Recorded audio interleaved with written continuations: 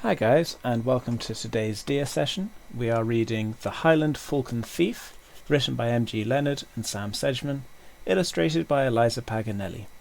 Published by Pan Macmillan UK, who have very kindly given us the permission to read this book and for me to share it with you during this time indoors. Chapter 5. A Dog's Dinner. Gordon Gould is a liar, Hal thought as his uncle helped him into the itchy tartan-lined blazer. I don't have to wear the bow tie, do I? Uncle Nat laughed. If you don't seize the opportunity to wear a bow tie when you're on a royal train, when will you ever wear one? He picked it up. Haven't you ever wondered what it's like to be a prince?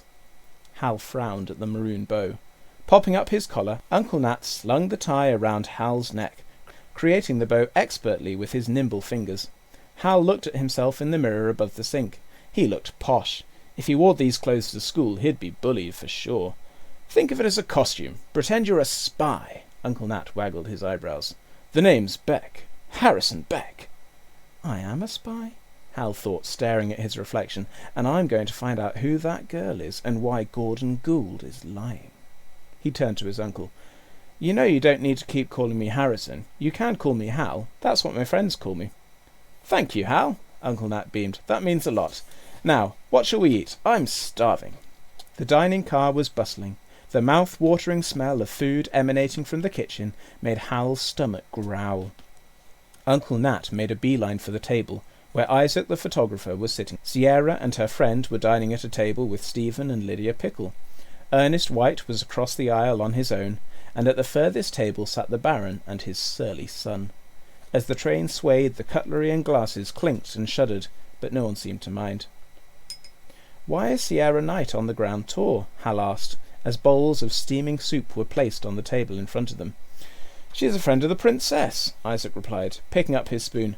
They worked together, several years back. She says she wanted to come because she's researching a role for a new film about a female train driver in the Second World War. Shockingly, there weren't any female train drivers until the 1980s. Uncle Nat shook his head. Is her friend an actress too? Hal asked. That's not her friend, Uncle Nat replied. That's Lucy Meadows, Sierra Knight's personal assistant. Hal glanced over. Sierra was gazing out the window. He wondered what she could be staring at, until she pursed her lips, and he realized it was her own reflection. Oh, Lucy, Sierra grabbed her assistant's arm. Imagine me leaning out of the engine and looking into camera. She paused, eyes growing wide. There's such a freedom to travelling by train, she proclaimed. Then she smiled, pleased with herself. That's a good line, don't you think? Write it down, we'll send it to the screenwriter. Lucy Meadows dutifully took a notebook and a pen from her cardigan pocket, while opposite Stephen Pickle slurped his pea soup.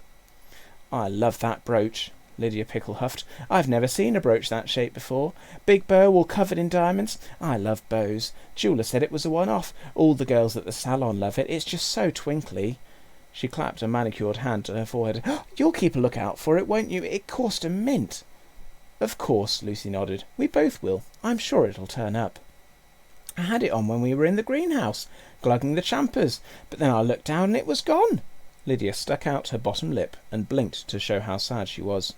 You probably weren't even wearing it, grunted Stephen Pickle. But I was wearing it, Lydia protested. Didn't you see? Hal remembered Lydia's sparkling bow. It had been hard to miss. I hope you put it on the insurance, said Stephen Pickle, tearing a bread roll. Course I did. Lydia bit her lip and looked away. As the Highland Falcon rattled through Stevenage, the woman who'd been serving drinks in the observation car wheeled in a trolley, carrying a side of beef and carving tools. Hal stared at the trolley's white cloth, looking for signs of movement. When she came to serve their table, he stuck out his foot, pushing the cloth in. There was nothing behind it. Hello, he smiled sweetly at the waitress as she served Uncle Nat and Isaac. What's your name? Amy. Do you think I could have an extra Yorkshire pudding, please, Amy? Of course, sir. The smart blazer and bow tie seemed to be working. Amy, can I ask you something? Yes, sir. Have you seen a girl on the train? About my age? Amy looked shocked. No, you are the only child passenger. There are no children allowed in the crew carriages. She dropped a second Yorkshire pudding onto his plate and hurriedly pushed the trolley to the next table to serve the Baron and his son. Hal narrowed his eyes. She was lying. No children allowed. There were secrets on this train. He looked down at his Yorkshire puddings. "They won't be as good as your mum's," Uncle Nat said. "No one makes a better pud than Bev." "Mum's are the best," Hal agreed, "but I'll eat them anyway. I love Yorkshire puddings." He watched Amy serve the Baron, who picked up his napkin, flicked it open, and tucked it into the collar of his shirt. "Did you know the Baron owns the most impressive model railway in the whole of Europe?" Uncle Nat said in a low voice. "He built most of it himself." Isaac nodded.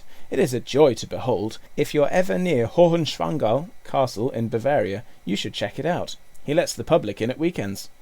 "He's a distant relative of the royal family," Uncle Nat said. "I've enjoyed his company a number of times, although I've not met his son before." Across the aisle, Hal saw Ernest White stand up. He had a foam-headed microphone in his hand and was sliding open the top panel of the window.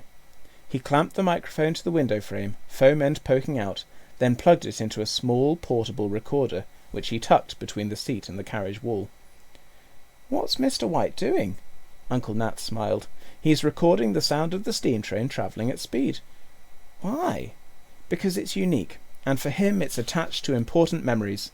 The sound of an A4 Pacific under steam is as beautiful to Ernest White as a symphony by Beethoven." Uncle Nat sat back and closed his eyes, listening to the train. Hal tried to do the same, but all he could hear was Lydia Pickle.